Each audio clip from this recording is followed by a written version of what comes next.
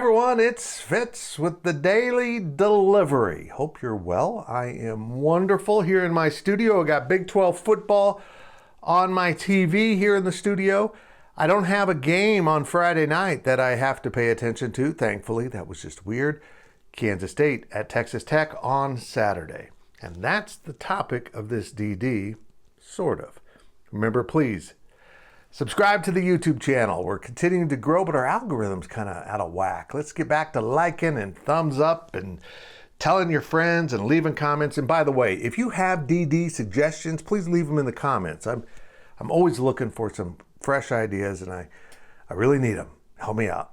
But this one was easy to come up with because I've covered Kansas State athletics for a very long time. If you want to go back to my days as assistant sports editor and sports editor of the Collegian, it's pushing 40 years. Now, I spent some of that in the newspaper business after college, and then in 1995, I started doing this full-time as being on the beat. And I can say that I've seen K-State sports evolve tremendously, but since 95, there's been some consistency to the program. Yeah, there were some down years. Yeah, there was the Ron Prince period. But for the most part, you knew one solid thing about Bill Snyder teams and then Chris Kleiman teams after that. They were going to come out and give you everything they had. And that's why K-State fans are kind of dismayed right now.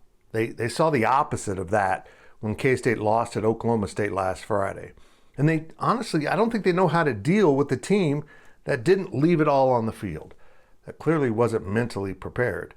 And maybe it was schematics too, but it was obvious. They lost the line of scrimmage, which K-State football typically doesn't do unless you're just truly a much better team. Well, that was not a much better team. And even though Oklahoma State got the win, that was such a winnable game for K-State, even at like half speed. But instead, they put quarter speed out there and paid the price.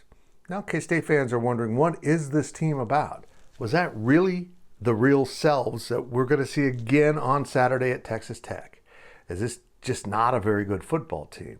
Because it was so out of character for K-State football and Chris Kleiman football to see a team play underneath its skill set, so far below the bar that it just didn't make sense. It just simply didn't fit into the culture of K-State athletics.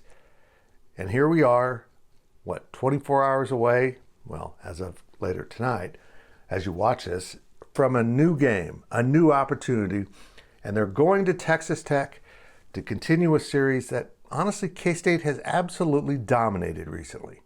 Can the Cats get the win? Yeah, I think so, but I need to see what they look like coming out of the gate, because if I see a lethargic team again, the warning bells will be going off.